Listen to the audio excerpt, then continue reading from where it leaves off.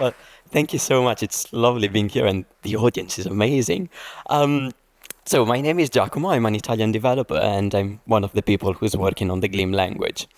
If you don't know about it, it's a functional programming language. It's great fun, has some great community. I might sound biased saying that, but you'll have to take my word for it. Um, but this talk is not really about me, Gleam, it's about databases. So let's start talking about databases.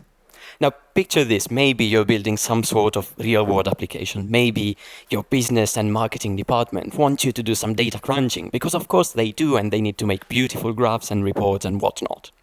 Or maybe you're just building something for your friends. Well, I love reading. I have a book club with my friends. And being a nerd, I had to do something with all the data I was gathering from them.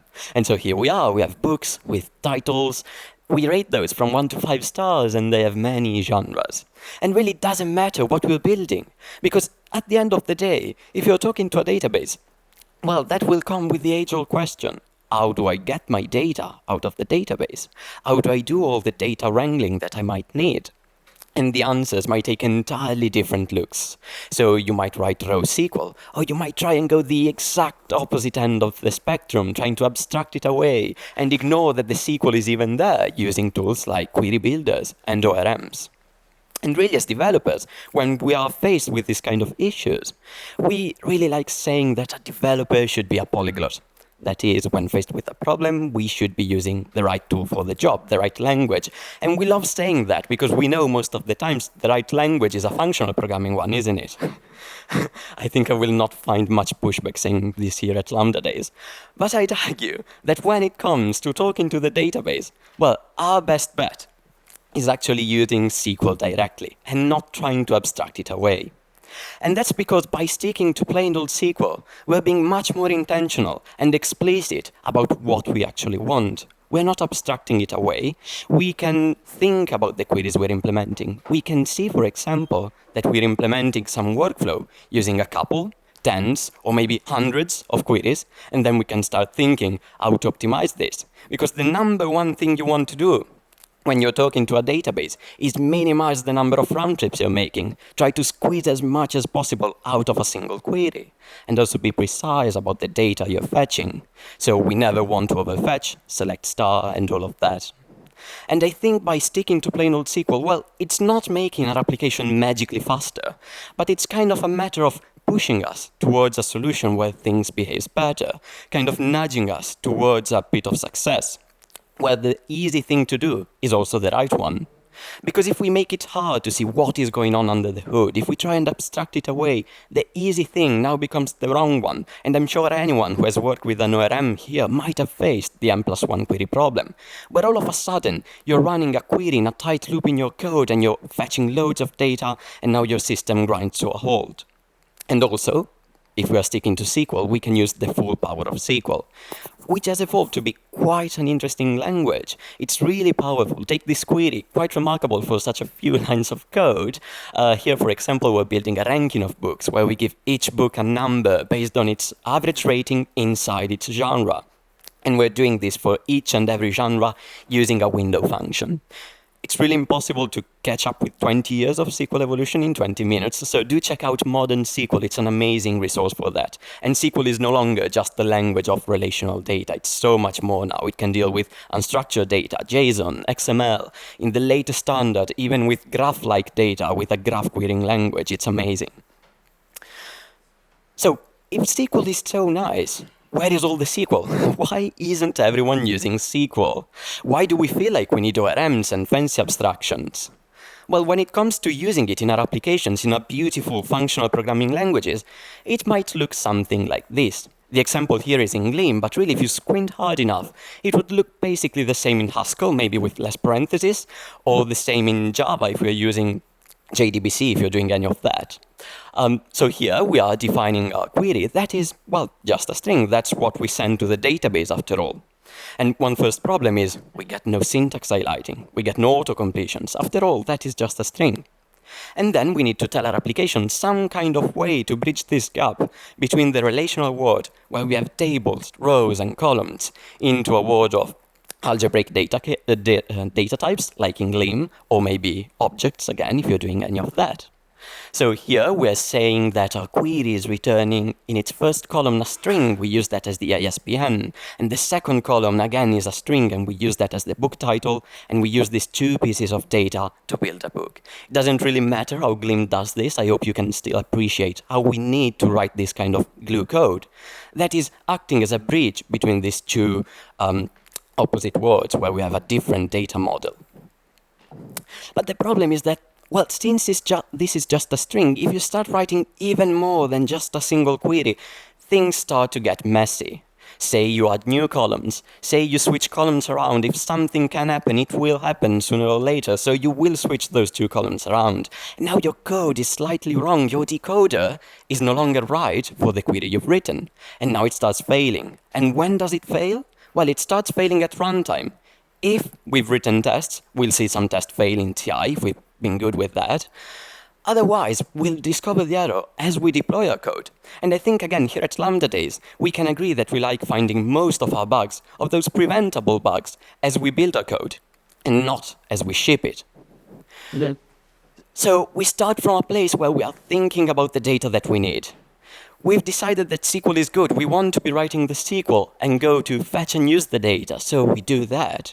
But now we're stuck to this additional step. We need to write glue code and then finally start using the data. So we need to figure out the type of our queries and all of that.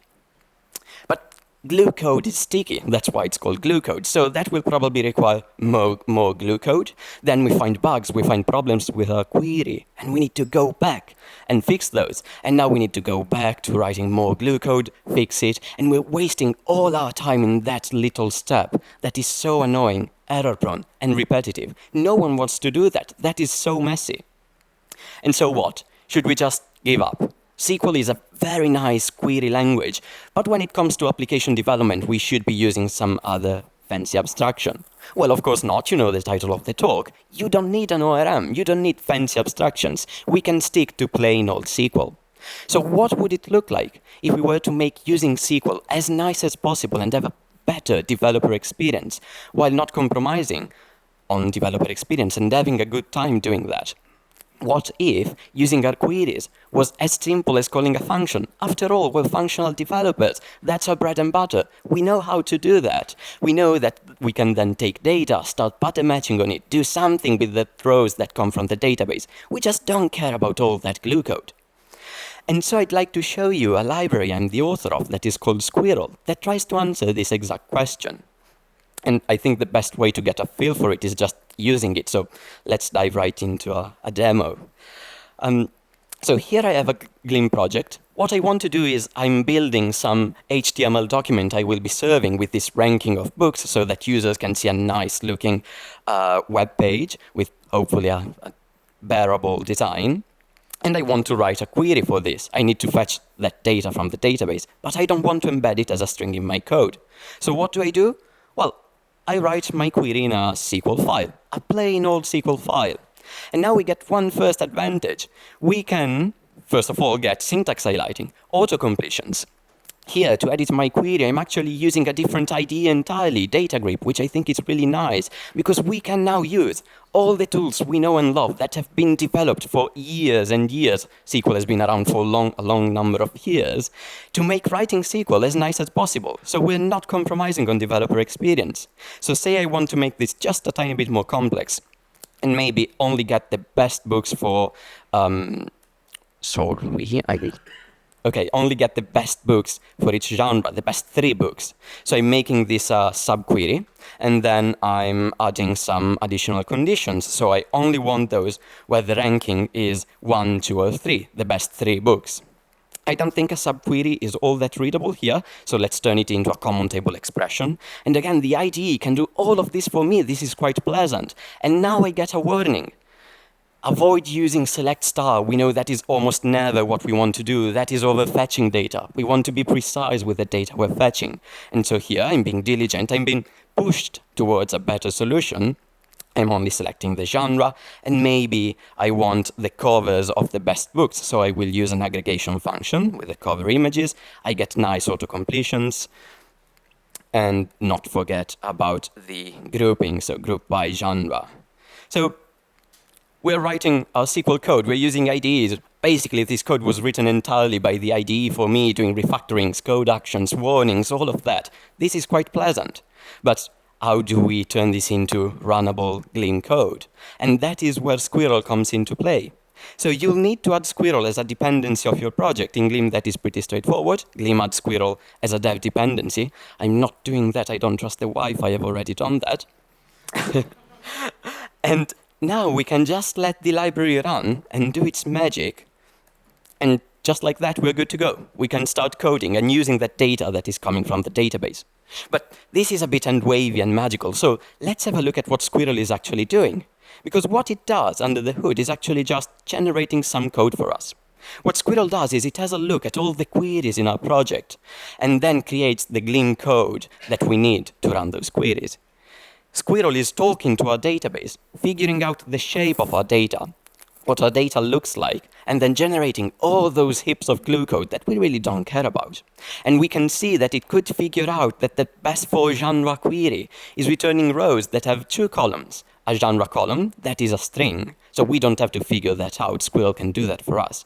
And a covers column, and look at that, it's a list of strings. We did an aggregation, so it could figure that out correctly. And what is the function that it generated for running that code? Well, if we have a look at it, it's exactly the same thing I showed you earlier that we would have written by hand. It's decoding all the columns with their correct types. So the first one is a string, the second one is a list of strings, and then the query is ready to go. But what this means for us is that after writing SQL and letting Squirrel do its magic, we can just start using it. And so here, for example, I can call the function, as easy as that. And now I get help from the language server and the compiler. I see that I need to pass in a database connection. There's no escaping that. We're talking to the database. That is as clear as it can be.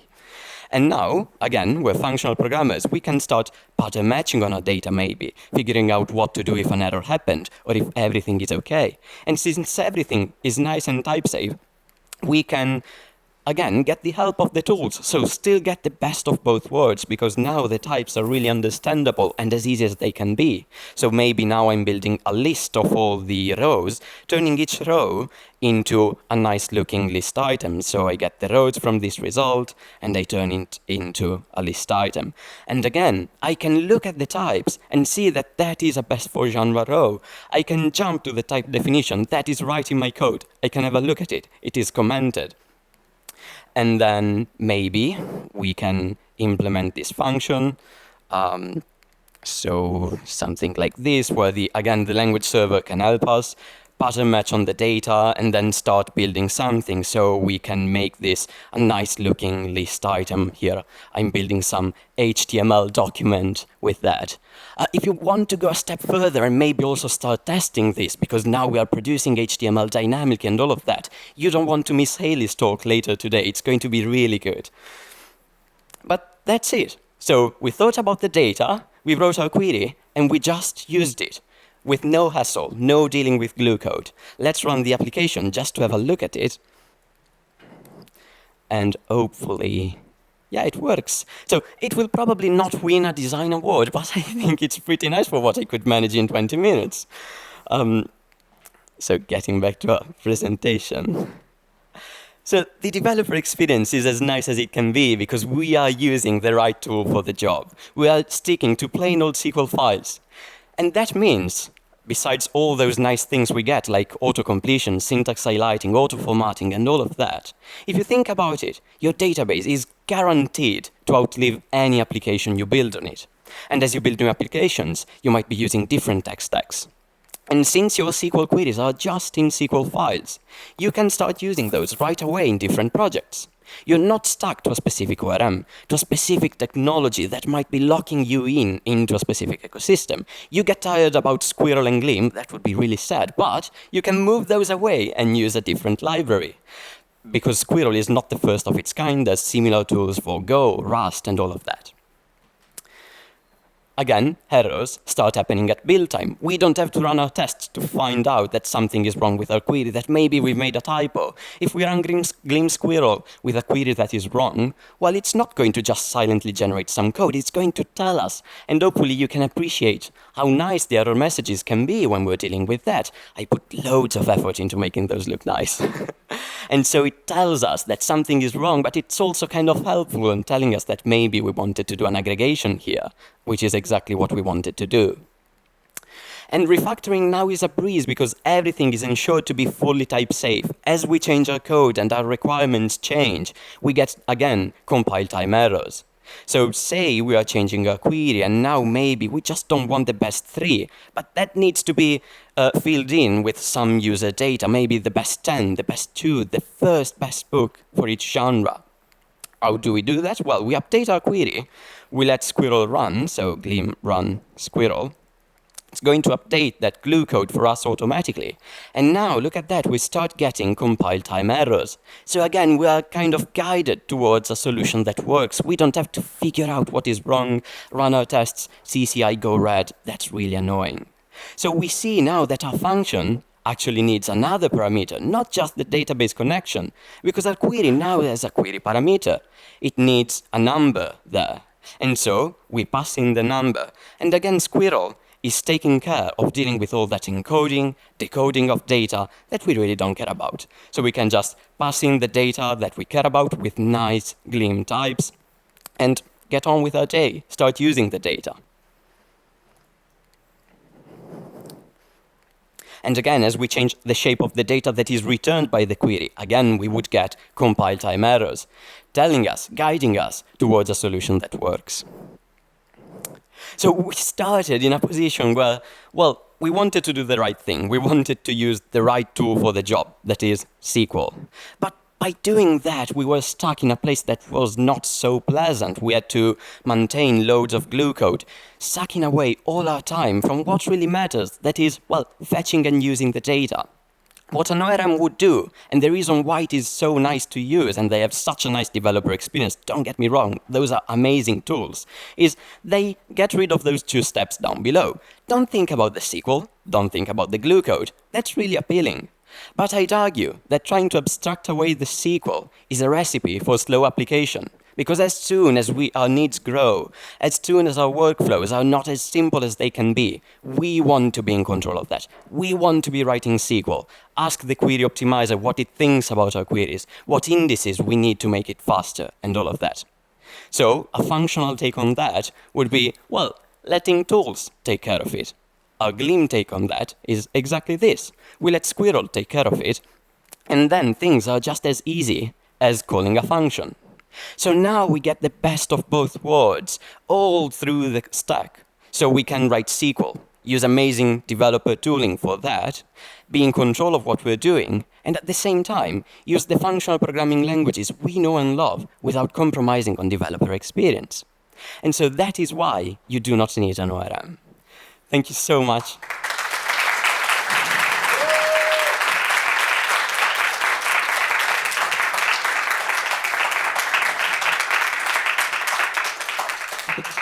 And if you want to stay in touch, I'm on Blue Sky, I have an email, and the code is all open source on GitHub, of course, if you want to have a look and maybe open issues and all of that. Thanks for awesome talk. Thank you. We have a time for one question here, okay?